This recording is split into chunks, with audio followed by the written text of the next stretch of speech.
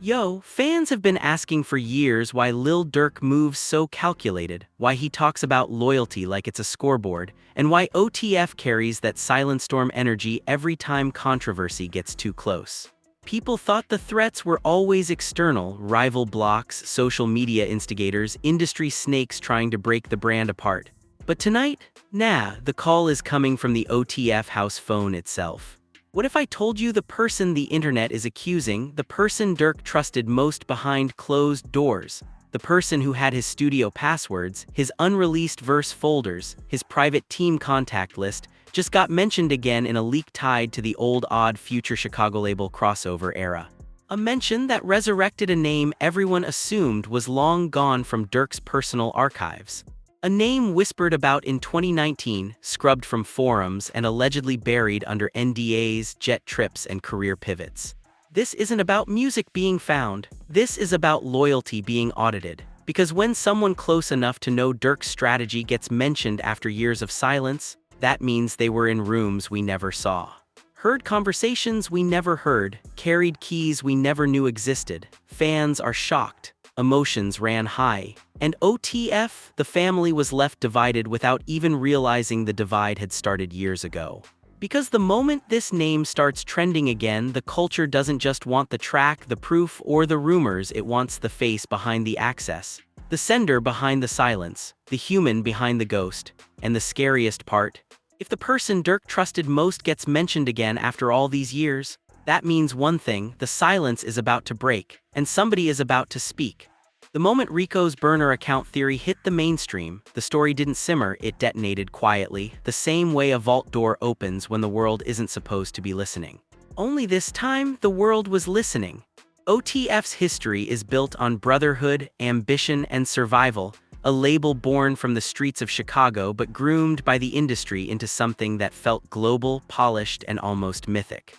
But legends have footnotes, and footnotes have ghosts. And one of those ghosts just got a name again. The investigation didn't just start online, it started with the absence of one man.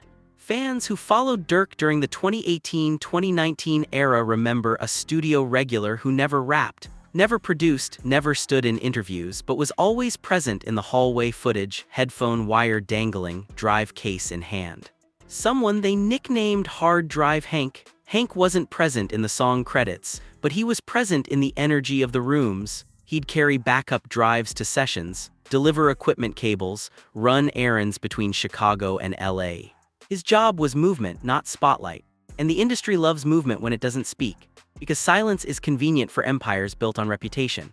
But the breadcrumbs began when old forum posts from 2019 resurfaced, posts that once disappeared minutes after being published, now restored through archived screenshots shared by fans who saved them like collectors save unreleased mixtapes. The post said this: Durk got a diss file nobody heard, but somebody in his circle heard the warning to delete it. That means a person was in the building without paperwork.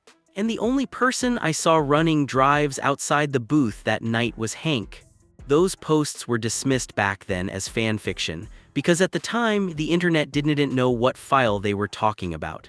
But in 2025, when the hacked folder name matched the era, the culture gasped collectively. Oh nah, the folder was real, that means the person who knew the folder might be real too.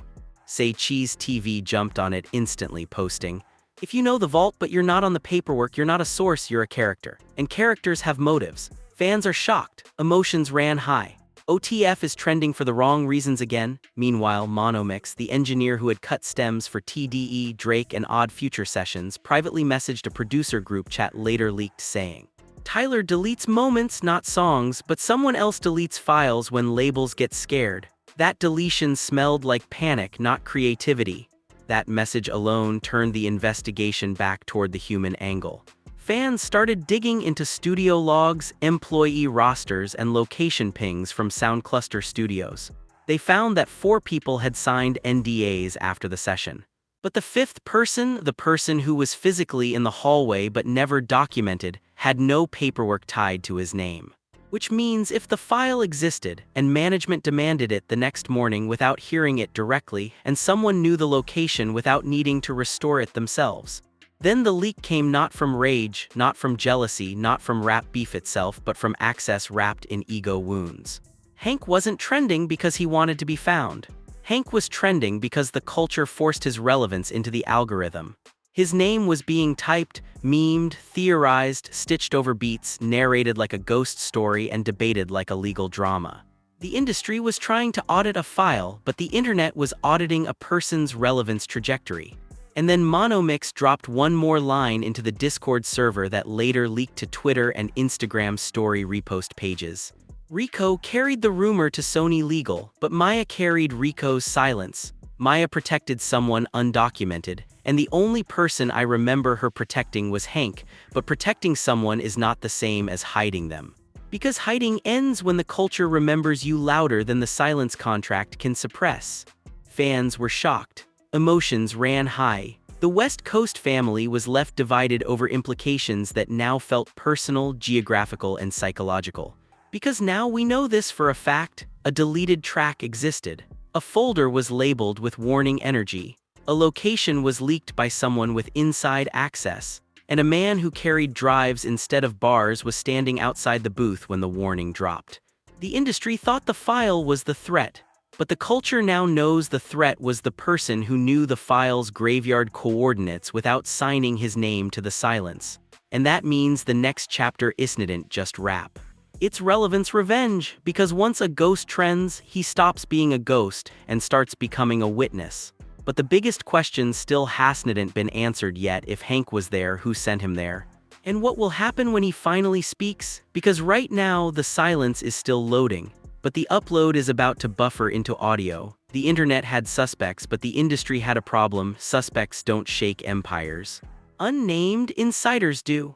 When that warehouse questioning clip of Maya circulated, the blogs moved faster than legal disclaimers ever could. The algorithms were feeding this like it was beef mixed with metadata, like a ghost story the culture demanded to co-sign. Fans were shocked, emotions ran high, and OTF, the family was left divided before the cameras even rolled. Hank didn't trend with a rap verse, he trended with mystery leverage. And mystery leverage is currency you can't copyright, you can't litigate, and you definitely can't silence once the comments section starts writing the script for you. Say Cheese TV dropped a post that hit like a subpoena without paperwork. The industry deletes disses all the time. They don't delete the delivery guy unless he heard the diss room itself. And that's when fans started connecting dots like producers sampling silence. Old footage from 2018-2019 resurfaced showing Hank outside multiple sessions, not just for Durk, but sessions that orbited Drake, Kanye, and TDE circles, like overlapping Venn diagrams of egos and alliances nobody ever acknowledged publicly. Hank was always the man in the hallway, not the booth. The one holding drives, carrying cables, delivering equipment cases heavier than his resume ever was. But what hit harder than the footage was the gap in documentation. Because every session has sign-ins, sign-outs, file stamps, Pro Tools autosaves, CCTV logs, snack receipts, Uber Black pickups, everything gets tracked except the guy nobody bothers to track. That guy was Hank. Cassie dropped a dramatic voiceover on her channel like a reunion host narrating the missing scene of a crime nobody filed. You can be invisible in the building, but you can't be invisible in the backup of the building. And that line alone sent the internet into forensic mode. Fans started pulling up producer chats, Studio Rover logs, even deleted IG lives from 2019 where Durk once joked about loyalty in a way that sounded like a warning disguised as a punchline. Durk: OTF ain't a circle, it's a lock. Once you inside, you can't fake the key. That clip got reposted 10,000 times. Comments went insane. So who had the key? If Hank had the folder location, he had the password. If he had the password, he had Durk's trust. If he had Durk's trust, he had motive immunity. But here comes the twist. Motive immunity only works when nobody remembers you. And now everybody remembered Hank. Meanwhile, in Houston, the offline drama was louder than any trending hashtag.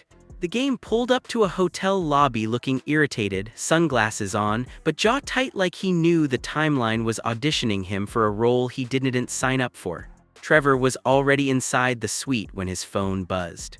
A message from an unknown contact labeled, "Server ping Sierra." Sierra was an insider from a tech music crossover security firm that audits old server breaches for labels. Her message read, "Folder was encrypted."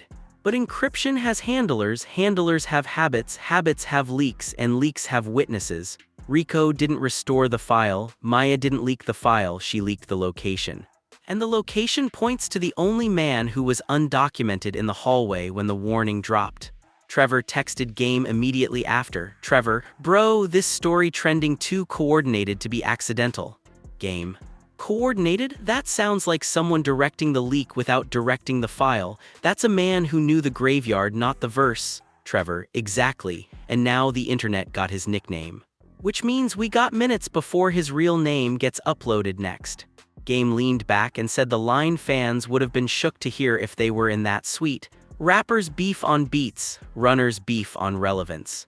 And relevance don't hide when it gets summoned.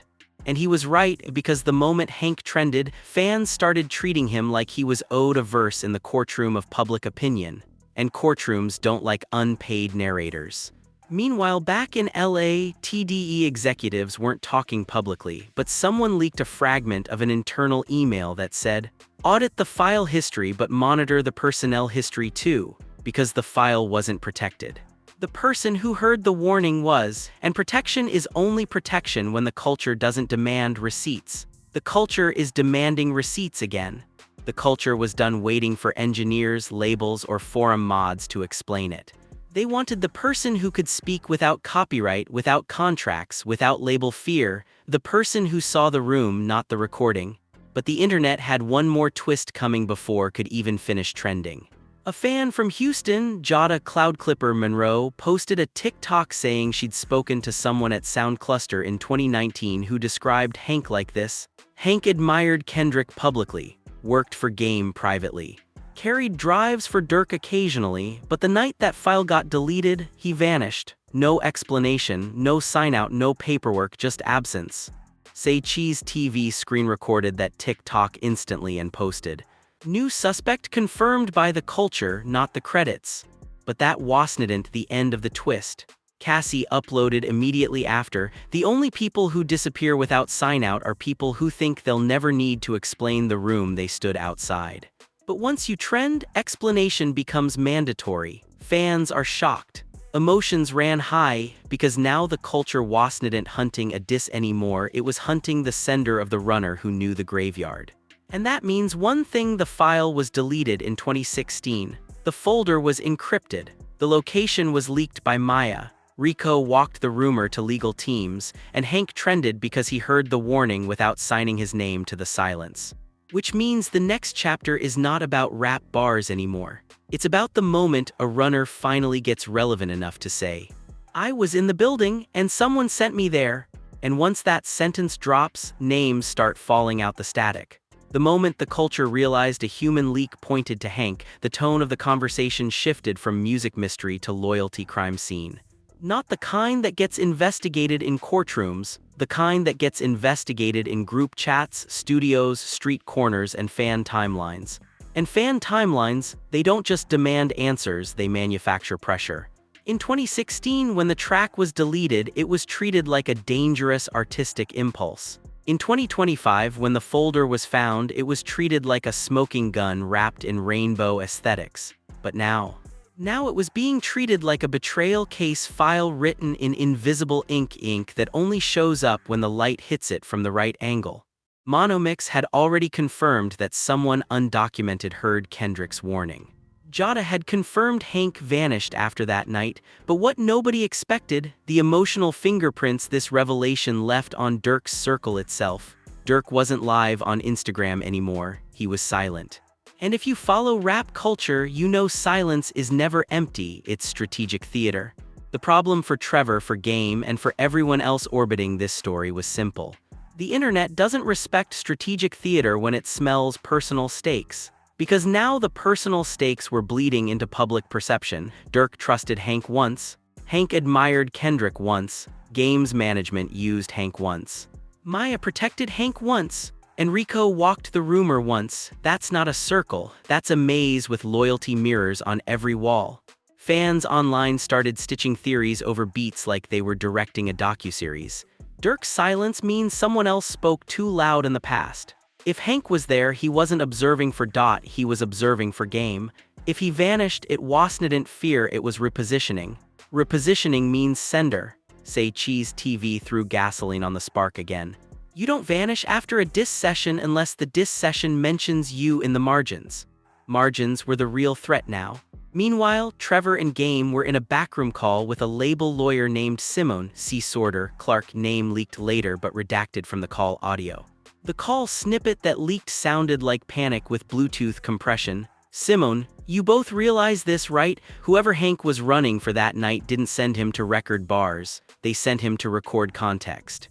And context is what Kendrick was dissing in the first place.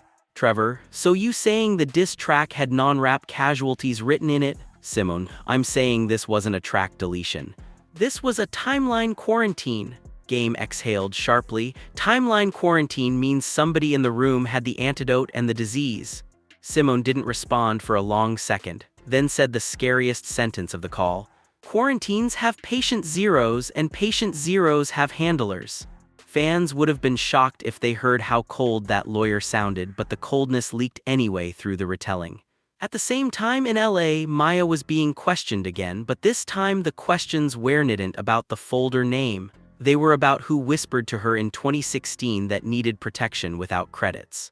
Maya, tired but calm like someone who's been holding a secret longer than her Wi-Fi bill, I protected him because nobody else in that building was supposed to know what file got opened that night. But he knew.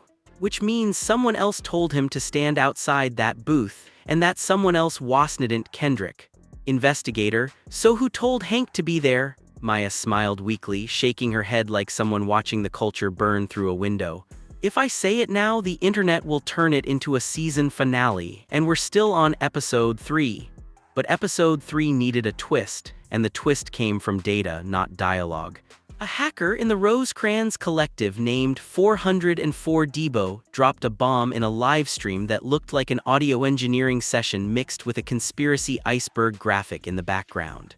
He said this while cleaning a distorted waveform on screen. Folder metadata shows last human access wasn't 2016. It was 2019.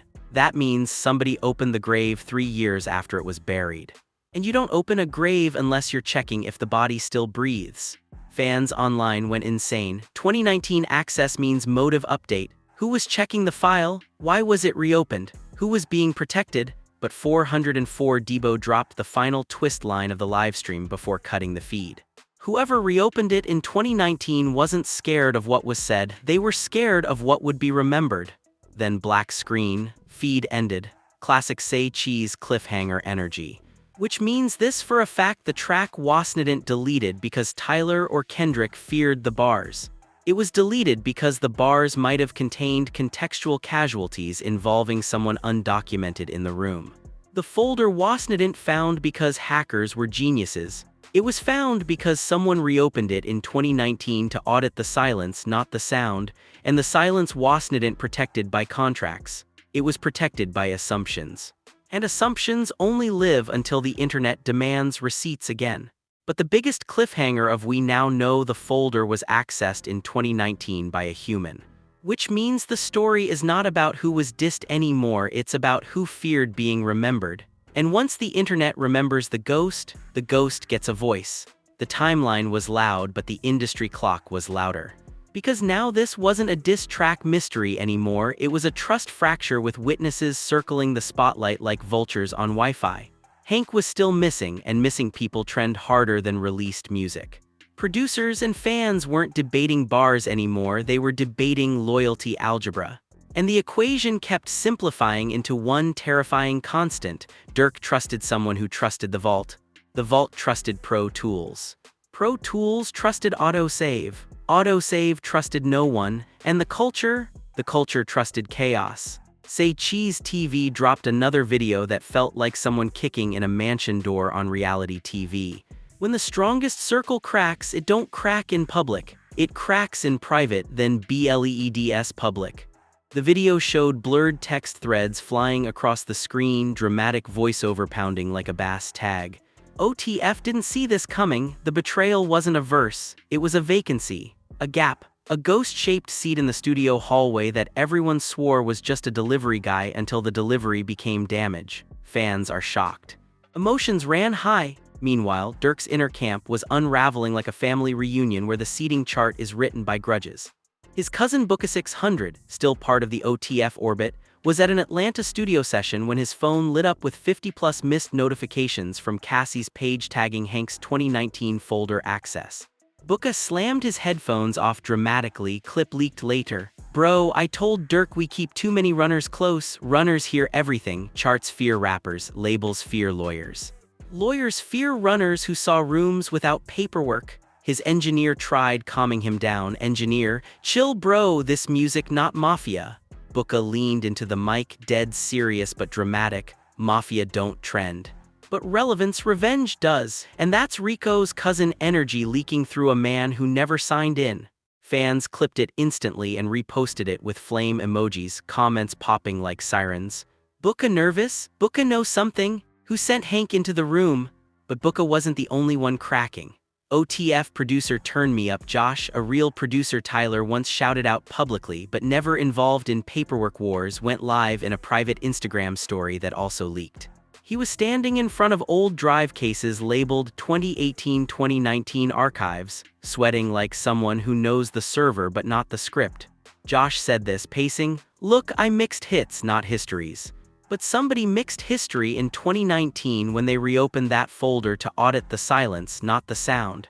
And if a folder gets reopened 3 years after deletion, somebody feared the next beef would have receipts attached." Fans were shocked again. Emotions ran high again. The family was left divided again. But the twist that hit hardest, the folder wasn't reopened from LA. It was reopened from Toronto. A data leak from the Rosecrans hackers confirmed the 2019 access ping came from a workstation labeled internally as 6G North Audit Terminal 2019. Fans didn't need to be tech geniuses to understand the implication. Because the culture speaks tech when the tech speaks gossip. Cassie dropped a stitched breakdown video instantly. If the folder ping came from Toronto, then this wasn't West Coast unity. This was 6 God proximity pressure. Because Drake doesn't pull up to diss sessions, he pulls up to data sessions when the narrative might flip his alliances into casualties. Fans are shocked. Emotions ran high. The rap family was left divided. Monomix, watching from LA, dropped one more cryptic line in a Twitter space later that night, also leaked. "Booths record bars, hallways record consequences, but servers record handlers. And handlers fear patient ZEROES when the silence was reopened for audit, not audio." Booka 600 didn't respond, Josh didn't respond, the game didn't respond, and Durk, he definitely didn't respond. Because now the culture knew the truth. The folder was deleted in 2016 because Kendrick's bars had context casualties. It was reopened in 2019 from Toronto because someone feared being remembered. And the culture had now named the first person who could speak without paperwork, Hank, but the biggest cliffhanger of wasn't Hank. It was this question echoing through every comment section, every studio hallway, every server audit theory, every stitched TikTok beat under Cassie narration. If Drake's camp reopened the folder in 2019 to audit the silence, then who originally sent Hank into that 2016 session? Because a runner doesn't just walk into a room undocumented unless a handler waved him in. And now the culture was ready for what comes next. Because when a folder ping travels across coasts, cracks alliances, trends a ghost, audits silence, and smells personal stakes, that means the next voice isn't rapping, it's testifying.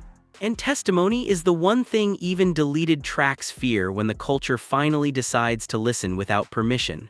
Fans thought this was about a lost Tyler diss track. Turns out, it was about a lost OTF fracture nobody could have scripted better. A deleted file turned into a deleted person turned into a deleted alliance. Fans are shocked, emotions ran high, and the rap family was left divided when the truth started feeling less like gossip and more like history that keeps resurrecting itself. Rico lit the spark, Maya protected the seat, Josh smelled the pressure, Booka felt the tension, and Hank trended without ever signing in. And now the culture is sitting in suspense, refreshing timelines like a season finale is about to air. Because one thing is clear, deletions don't die in hip-hop, they incubate. And when they incubate too long, they come back looking for a narrator, but this is where you step in. If you live for rap drama that feels real mix fake, algorithm engineered, and unbelievably wild, you already know the mission. Smash the like button so this story keeps climbing feeds. Subscribe to the channel so you don't miss the next update when the silence finally speaks. And most importantly, drop a comment right now with your theory. Who sent Hank into that 2016 session? Why did Drake's camp audit the silence in 2019? And do you think this was all creative chaos or calculated pressure disguised as coincidence? Because once the culture starts digging, it never stops at the folder. It stops at the name behind the folder, and we're all waiting to see who breaks next.